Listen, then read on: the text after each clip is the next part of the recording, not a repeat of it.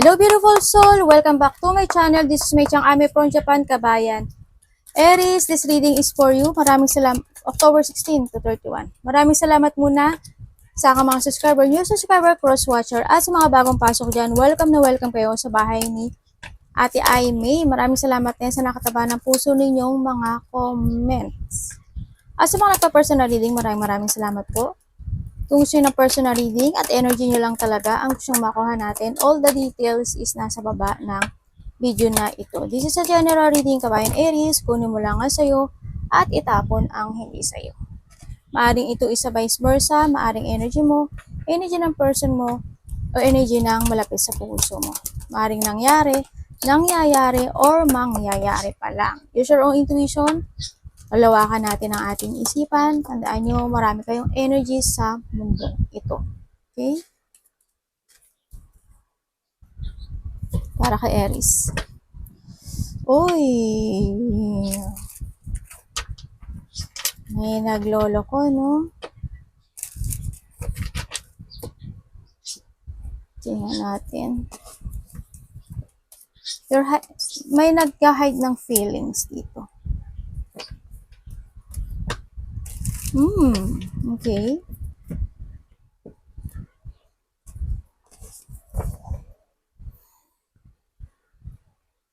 Kuhanin nyo lang yung inyo ha. Tandaan nyo, maaring ito is a vice versa ha. Lawakan natin ang isipan natin. Okay. Meron daw mga magaganap na great happiness. Ganyan. Kumbaga, kasiyahan or saya ng nararamdaman dito, no? Sa nakita ko dito, broken bridge, oh. May mga unsuccessful outcome sa mga problema, no? Ibig sabihin, kumbaga, dito yung sitwasyon na maaring nagkaroon ng mga ginagawang isang bagay. Relationship man yan, business man yan, kung ano man yan, no? So, nakita ko dito na nagkaroon ng problema. May mga nangyari na nagkaroon ng problema. Maaring maaring after nito is there's a happiness na mangyari. Or, nauna ito, then ito yung nangyari. Vice versa.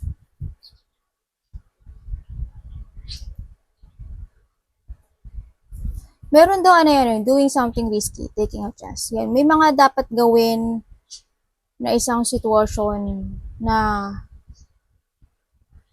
maaring there's a chance na masolusyonan yung mga problema in life. Ganyan, na maaring kalabasan is happiness. Pero yun din, pwede rin siyang labasan ng unsuccessful. Parang ang hirap din niya, no? Ang hirap niyang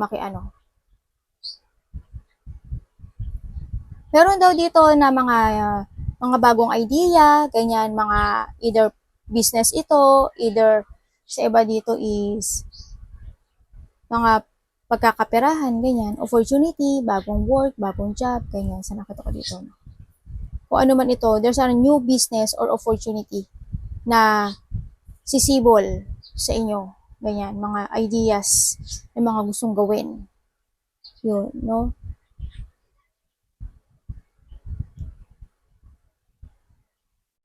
May mga gagawin daw kayo ng mga bago eh. Baka iba sa inyo nagsasabong or something, may mga alagang bibe, ganyan, sa nakita ko dito. Meron daw mga sitwasyon na medyo natatakot, nag-aalala kayo, or may mga tense na isang sitwasyon na kaganapan sa buhay, no? Sa nakita ko dito. And then we have the wheel there naman dito na sinasabi dito na may mga mga undecision na sitwasyon, no, sa nakikita ko dito. Kaya siguro iba sa inyo is nandito yung may mga gusto kayong i-push forward na isang idea, business man yan or ano man yung gusto nyo, pero nandun yung sa pag-aalala, no, sa nakikita ko to. May mga gusto kayong i-take a risk. Kumbaga, you want to jump to your fashion kasi yun yung kasiyahan mo, kumbaga. Pero nagdadalawang isip kayo or natatakot kayo o kaya nag-aalala kayo sa kalalabasan nito, no? maaaring maging unsuccessful yung outcome at maging malaking problema, maaaring ganun sa iba sa nakikita ko, no. Sinasabi dito rin na there's a new beginning, no, sa nakita ko. Yung iba sa inyo siguro, andito yung sitwasyon na you want to give effort to move forward sa isang bagay na naghihintay kayo ng you're waiting for something, kung anong direction ang gusto mong puntahan, or you're waiting for something for a resort na kapag nag-move forward mo to, ganyan, or i-push mo ito, i-give mo effort mo dito, ganyan. Sa nakita ko dito, handin yung situation pa rin na kung tama ba yung path na tatahakin ko sa nakikita ko dito, no, sa iba. Yun, no? Kasi may mga goal na kayo na at wini-wish na isang bagay na gusto nyong gawin sa buhay nyo, no, sa nakita ko.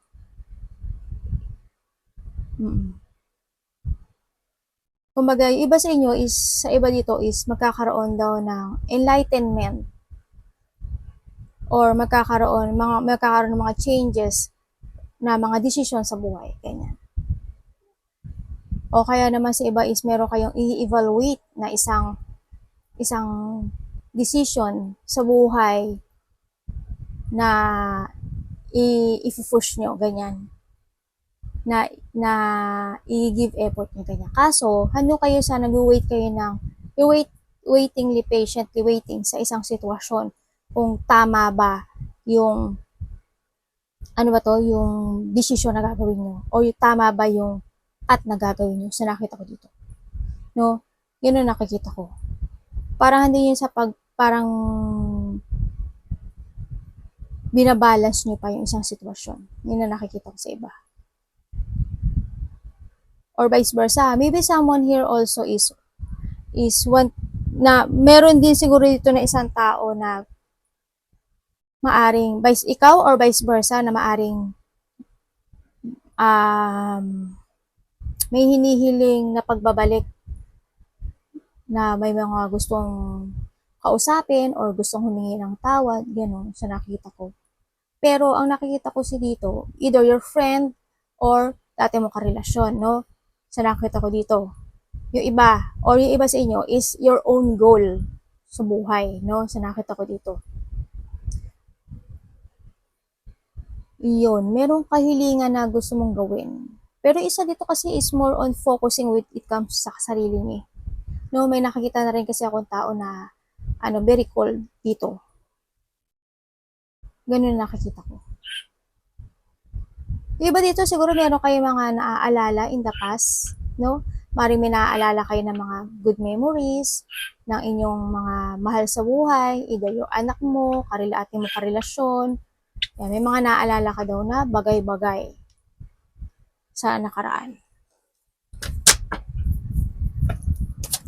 Tingnan natin si Josh. May na-manifest yung iba dito, no? Uy, ano yun? Patay tayo dyan. Ito yun no? Balik tayo. Okay. Bakit po? Yung sabi dito. Ano pong ano nito? Oh! Okay. Oh my God. Okay, ibig sabihin, nandito yung sitwasyon na may tao dito na alam mo sa sarili mo na hindi kayo para sa isa't isa. No? Or vice versa tayo, ha? Kasi parang hindi kayo fit.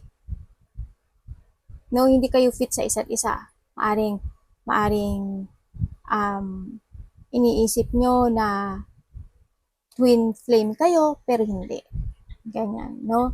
Nagkakaroon ng, sa iba dito is unhappy relationship or unhappy family, ganyan. May mga sitwasyon na hindi nagiging stable din when it comes to a relationship or family man yan sa nakakita ko dito. Hindi nyo may mga pinagdadaanan yung iba na pag-aalala talaga. As in, pag-aalala. Sa nakita ko to. May tao rin kasi dito na nag-aalala. No? May tao rin dito na hindi pa siya makapag-desisyon sa isang bagay, kahit na nagkakaroon ng enlightenment dito, kumbaga nandun yung nasisiraan siya ng loob o ng pag-asa kasi hindi ko nakita yung decision. Kumbaga nakokontrol siya ng nararamdaman niya sa iba. No? Dito. May unfaithful person, ano? Unfaithful, makasarili, sinungaling, yan. Maring kayo, is nahandin yung sitwasyon na nalolo of confidence kayo na i-move forward ang isang bagay. Ganyan, sa nakita ko dito. Kasi naiisip nyo na baka hindi to mag-success. Kaya sa nakita ko dito is maaring may mga gusto kayong i-push forward o i-give effort na isang sitwasyon pero pinag-iisipan nyo siya o ini-evaluate nyo siya kung magiging successful to. No, kaya nag-aalala kayo. O kaya naman, nag-aalala rin kayo na baka kung if you have a family or okay na kayo ngayon, baka masira pa lalo yung relationship nyo or yung stability mo ngayon kung ipupush forward mo yung bagay na yun. Yung mga pag-aalala actually. Tingnan natin si Chariot. Pero ang, kasi nakikita ko dito na na maaring may tao dito na nasasaktan, no? Kasi more on lack of success or there's a negativity when it comes kasi dito, no? Andun din yung when it comes sa isang relationship or kaibigan man yan or family man ito, nagkakaroon ng kumbaga division, divided, parang hati-hati, ganyan. Parang kanya-kanya, may nakita ko. Maaaring meron ditong relationship na napabayaan, no? Sa nakita ko dito. Yes, sa ngayon kasi andito yung you need to give effort to heal, no? Sa nakita ko sa mga bagay, you need to give effort sa isang bagay na kailangan ng pagbabago sa'yo, no? You need to trust to your intuition. Give effort to create again yourself sa nakikita ko dito. Kasi sa ngayon is nakikita ko you are not stable, no? Kahit na sinasabi mo na you want to be independent, hindi ko nakikita na ganun. Kasi more on lungkot, self-doubt, sadness, ganyan. Medyo wala yung sigla actually, no? Nagkakaroon ng sa iba dito ng lack of clarity or hindi nila makita yung solution or kaliwanagan sa isang bagay na gusto nilang makamtan sa nakita ko dito. Sa iba rin dito is nakikita ko is maaring yun nga, hindi maaring iba dito is walang ipon na pera or yung trabaho nila is sideline lang, ganun nakita. Kasi hindi ko nakita na nagiging stable yung isang bagay rin dito. Kumbaga may mga unsuccessful and failure na sitwasyon talaga. Pero ano pong gagawin niya dyan? Kung i-give effort mo siya, iba dito, lack of independence, kahit masabihin nyo na gusto mo mag-independent, hindi pwede. No? Sa nakikita ko dito. Napapahininga ako ng no? More ang sinasabi talaga dito is Aries is you need to move forward, no? You need to move forward when it comes to yourself. Kasi may mga gusto kang gawin na isang goal na kahit nasabihin mo na you want to be independent. If you are married or may karelasyon ka, ganyan, hindi siya magsasucess. Ganun. Nakita ko. Kasi more on sadness and may mga dreams talaga na magsha-shatter sa nakikita ko dito.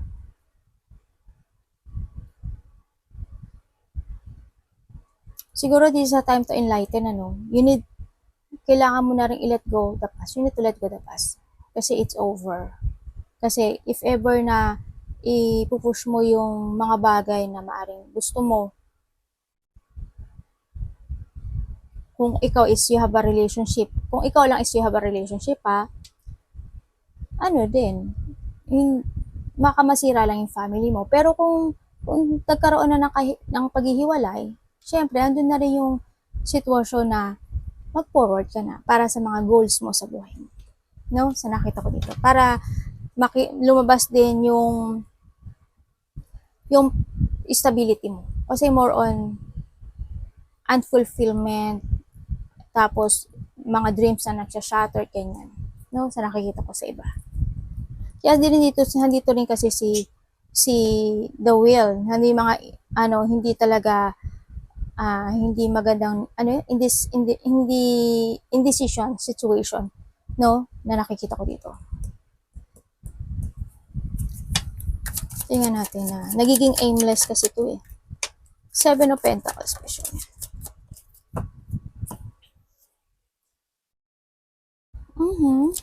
Siguro ngayon nakikita ko naman iba dito is nag-wait naman kayo patiently sa isang sitwasyon na parang you need to relax muna sa ngayon, no, sa nakita ko dito. Kailangan mo muna siguro mag-relax bago ka mag-move forward. Yung iba dito siguro naghihintay pa ng tamang panahon or tamang pagkakataon, ganyan, na para gawin ang isang bagay. Kasi andito pa kayo sa naghahanap, para nagpapalakas pa kayo ng self-confidence, kumbaga, no? Yan, naghahando pa kayo sa nagpapaano pa kayo ng self-confidence sa sarili nyo. Kumbaga, nag-pause muna kayo for a while para gawin yung isang bagay. O kaya naman sa iba dito is handito yung sitwasyon din kasi we have the strength din kasi handito na rin yung sitwasyon na maaring bumabalik na yung inyong confident, ganyan, yung strength nyo, yung tibay ng loob, kaya na handito na kayo sa sitwasyon nyo na more kayo magpo-focus sa inyong sarili at mag-move forward na kayo. I-leave behind nyo na yung whatever holding you back sa nakaraan. No, hando na yung i-release nyo na yung mga baggage na yung sa nakikita ko dito at mag-uumpisa ka na magpunla muli sa sarili mo na para sa'yo. Yun na nakikita ko sa iba, ha. Kasi maaring in the past, sobrang nagkaroon talaga ng mga sitwasyon na, yun nga, mga dreams na nag-shattered, relationship man yan or business man yan sa nakita ko. Kaya ngayon, sa nakita ko dito na mas more ka magpo-focus siguro sa more on focusing to yourself. No, sa nakita ko dito. Meron ba kayong travel? Kasi malakita akong travel, no, within a 6 days, 6 weeks, or 6 months. Or maybe in a June, ganyan. Sa iba dito nakaraan na or mangyayari pa lang, no, sa iba. Ano yung 6 of Pentacles?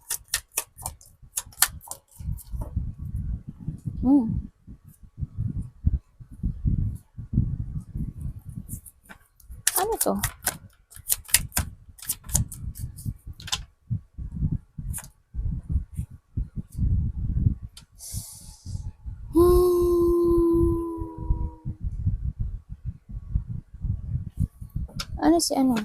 May tao? Okay. Meron ditong tao na nag-aalala or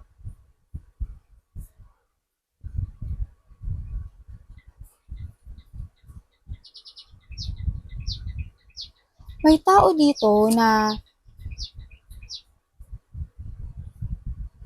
maaring may sitwasyon na nahahatak siya ng nakaraan eh. Dito, itong tao na to. Maaring may mga iniisip siya na gustong gawin sa buhay niya. May mga gusto siyang umpisahan. Kumbaga, dito, no, either new relationship or creativity, ganyan. Kaso, handun yung pag-iisip at pag-aalala dito sa sitwasyon na to. Sa nakikita ko. No? Maaring may nakita rin kasi akong tao dito na gustong makipag-communicate or there's a person na curious sa'yo na gusto makipag-communicate or vice versa tayo, ha. Kaso, hando siya sa sitwasyon na iniisip niya yon, no, kung ano yung sasabihin niya sa'yo, nag-aalala siya na maaring hindi mo magustuhan, no, sa nakita ko dito. Yan. Gusto niya, maaring itong tayo is magsasorry or there's a communication na related ang money sa iba. Yun na nakita ko. Sa iba is money. No? Sa iba naman is tao na they want forgiveness. No? Sa nakita ko dito. Or They want communication sa'yo. They want a new beginning, kumbaga. Yun, ganun nakikita ko sa iba. Sa iba naman dito, maaaring may tao dito na magulo yung isip, either tutulungan mo siya or tutulungan kanya. Ganyan na nakita. Kasi may pagka-immature, may nakita ko dito immature person eh. Tingnan ko nga si meron akong hindi ma-clarity dito na isang sitwasyon. Oo nga, may pag-uusap talaga. Di ba? May mga bagay talaga na gusto na pagsisimula sa nakikita ko dito. Pero itong pagsisimula na to, hindi yung pag-aalala no? Halimbawa, kasi ito nakita ko dito is, yun nga, halimbawa, yung isa sa inyo is magkakaroon na ng bagong buhay or they want a new beginning or kung kayo is may relationship or you have a family, kumbaga, halimbawa lang to. Handun yung pag-aalala na kung ako is makikipag-awalay sa asawa ko, halimbawa ako, handun yung pag-aalala ko na kung mag-iiba ko ng direksyon sa buhay ko at magbabaka ako, back to zero ako, di ba? Siyempre. Handun yung pag-aalala na bagay na kakayanin ko ba, kaya ko ba, dapat ba, yung mga ganong sitwasyon. Sa iba ganon. No? Example ko lang yun. O kaya sa trabaho, ganyan. Kung mag-iiba ako ng trabaho at umalis ako sa trabaho ko ngayon, ganyan. Kakayanin ko ba? Ganyan. Back to zero ako. Mga ganon sitwasyon. No? Kasi may tao dito na may gusto siyang gawin na isang bagay. Maybe travel, maybe gusto niya kausapin yung isang tao kasi may gusto na siyang gawin sa buhay, mga ganun. Or ikaw, kung wala ka ng partner, ganyan, may mga gusto kang gawin na isang bagay pero nagwo-worried ka. No, nag-aalala ka. Siguro we need na humingi tayo ng payo from someone. Makang may nakikita ko na magbibigay daw sa'yo ng payo.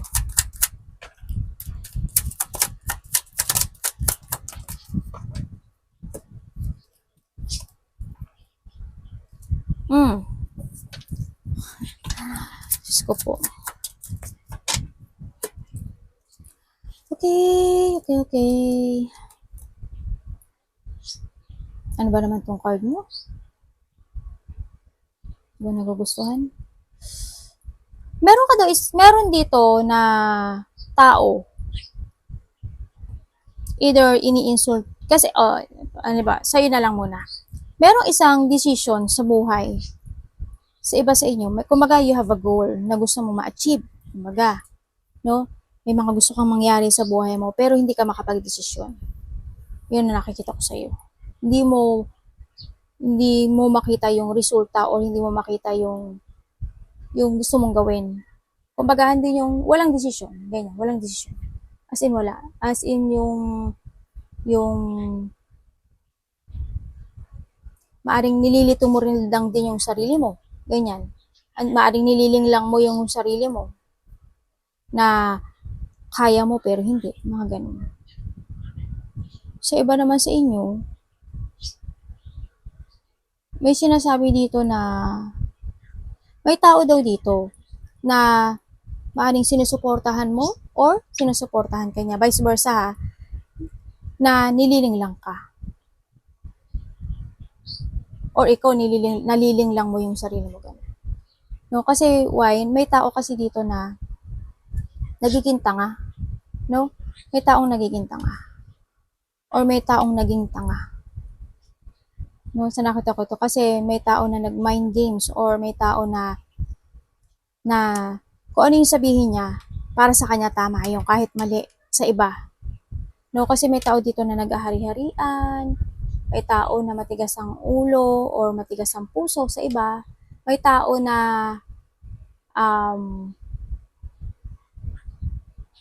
may tao rin na umiiwas, ganyan. Ako nakita dito. Ganun. Or you avoiding something, no? Sa nakita ko dito. Iba dito naghihintay ng sign para i-push forward nila yung isang bagay. May tao dito na hindi ko alam kung may tao na nagagalit or may tao na someone insulting you or or vice versa ha, or ikaw ang nang-insulta, or siya ang ininsulto ka niya. Mga ganun na nakita ko. Maaaring nagkakaroon ng rejection, ganyan, or kasi ganun, more on dissatisfaction. Ito, no? Kasi nakita ko yung pagiging stuck. Sa iba dito is may tao daw dito na paranoid, may tao na hindi niya makita yung tamang plano, ganyan. May tao rin kasi dito very defensive eh. Ganun nakita ko. Tingnan nga natin. Grabe, parang ang daming issue nito ah. Siguro sa iba dito, pass na to. No, sa nakita ko dito. We have the Sun and the Six of Wands. So, dalawa na yung Six of Wands mo.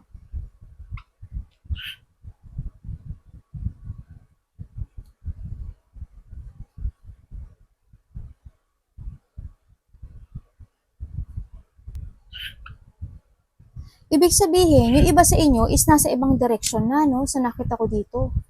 Oo, yung iba dito is nasa ibang direksyon na kasi nakita ko dito na you abandoning the past.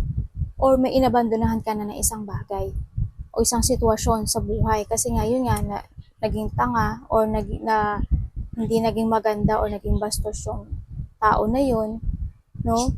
Nakita ko dito, you are happy, oh. Ibig sabihin, nagkakaroon na ng stability or magkakaroon na ng stability sa iyo, buhay. Kung hindi pa man dito sa iba, if you push forward at mag-give effort ka sa isang bagay, kumbaga mas pipiliin mo yung sarili mo or magpo-focus ka ngayon sa sarili mo, there's a victory and success ako nakikita sa iyo, no? And handun nga daw may mga wish come true na makakamtan mo, no, sa buhay mo. May saya. Kumbaga, there's an abundance ako nakikita sa iba. Kailangan mo lang daw na kumbaga, abandonahin. Ganun nakita ko. Kumbaga, you need to accept yung isang bagay. Tingnan natin, ano pa dito? Kung yun nga, siguro nga iba dito is you are a new direction, andito na rin yung situation na nag-uumpisa na kayo sa isang bagay, ganyan, na nakikita ko na ipa-follow nyo na yung nararamdaman nyo sa nakikita ko dito.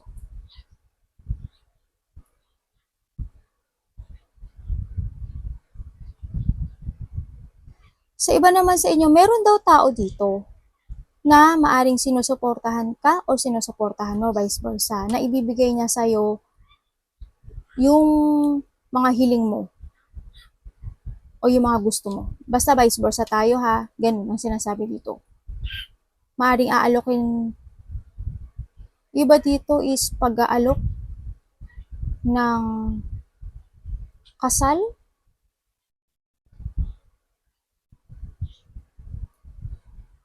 sa iba ganun, or suporta. Ganun nakikita ko kasi parang may new beginning eh. May new journey na magaganap yung iba sa inyo. Either pupunta ka sa kasal or may mag-aalok sa'yo ng relationship or commitment. Ganun nakikita ko sa iba. Kung meron ka na, baka yun. Tingnan natin si Four of Swords. Ito daming energy na lumalabas ngayon dito sa card mo, no?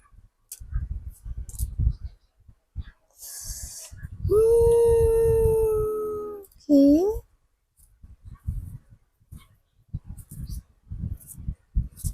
Ibig sabihin dito is makikita mo na daw, may malalaman ka daw na katotohanan. Or may mga ma-overwhelm ka daw mabe-very overwhelm ka daw sa isang information na maririnig mo or matatanggap mo, news man yan or message man yan or direct man yan. Yan, ma-overwhelm ka tanto. No, sa nakikita ko dito. Yan. Pwede ko malaman to.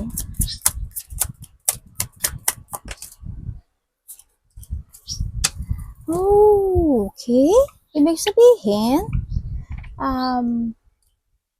meron tao dito na hindi siya, may tao dito na hindi siya makakaalis or either may pabalik or may tao na hindi niya maile-let go yung meron siya ngayon sa nakita ko dito. Kasi nandito yung indecision na sitwasyon sa nakita ko. Halimbawa, may mga kikimkimin siya na isang bagay. Ganyan. Gumaga, halimbawa, hindi siya masaya dun sa isang relasyon na yun, pero kikimkimin niya yun. Kasi hindi niya ma-let go, hindi siya makapag-decide.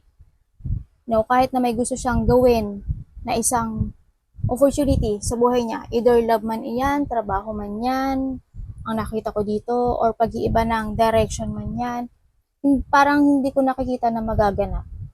Sa iba ganun, no? Indecision kasi to. Nagkakaroon ng indecision, handun yung natatakot to move on, nakikita ko yung stagnant, ganyan. Handun yung sitwasyon na nagiging aimless nga yung mga plano, ganyan, sa nakikita ko dito. May mga doubt, kumbaga, may mga doubt, ganyan, may mga few option ako na nakikita sa iba.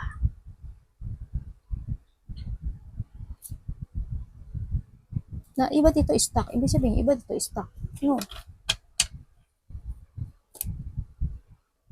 Or meron ditong tao na very cold sa'yo. Meron ng tao na very cold sa'yo or vice versa ha. Pero ikaw hindi ka pa makamove on. Or vice versa. Kaya yung kinikim mo yun. Maaaring itong tao na to is wala na siyang attraction sa'yo. Pero ikaw, andun ka pa rin. No, maaaring hindi kayo nag-uusap. No? O nag-aalala. Ngayon, kung iba dito is may pagkalito, ganyan, merong nagkaka-delay, kumbaga, nagkaka-delay sa isang sitwasyon. May mga sitwasyon na pag-aalala or worry or stress sa isang bagay. Dali lang anak, ito na, tapos na tayo.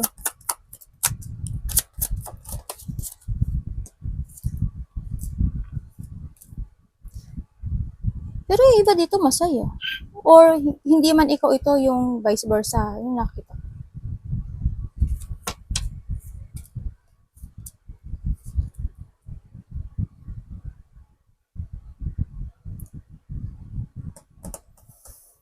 Okay, ibig sabihin, andito yung sitwasyon na someone is hiding. Maybe ikaw or vice versa, someone is hiding feelings, no, sa nakikita ko dito. Andin yung maaring may namimiss ka or namimiss ka ng itong tao na to sa nakikita ko dito.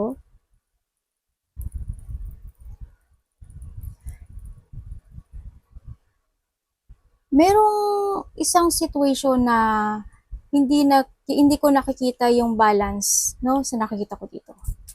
Either ikaw is gusto mo nang umalis sa isang situation, kaso anak, hindi. Kaso nawawalan ka lang ng tiwala sa sarili mo, maaring ganun sa iba, no? Ang nakikita ko. Or meron din dito na isang sitwasyon na kasi meron din tayong ganito, tapos ganito, maaring nagkaroon or may tao dito na malapit sa puso mo na hindi kayo nagkakasundo or salungat siya sa mga gusto mong gawin sa buhay. Yung nakita ko, no? Maaring nagkakaroon din ng pagtatalo, either sa anak mo or sa karelasyon mo, sa kapatid mo, ganyan. Sa nakita ko, hindi na may mga hindi pagkakasundo akong nakikita or may tao dito na nawawalan siya ng tiwala sa'yo. Or wala na yung bilib. Hindi na siya nabibilib sa'yo or nagkakaroon ng tiwala. Maaring, or vice versa, maaring isa sa inyo is puro kasinungalingan kasi yung mga sinasabi, paulit-ulit siguro kaya gano'n na isa sa inyo nagkaroon ng hindi na gano'n katiwala, no? Sa iba gano'n ang nakikita ko. More on yung iba dito is more emotion, no? May mga isip at naghihintay ng enlightenment sa isang bagay. Maaaring may mga nare-remanizing kayo na isang tao or situation, no? Sa nakita ko, may mga dinidaydream o may mga ini-illusion or dinidreams kayo, no? Sa iba dito. Yan ang nakita ko. Arigato namaste.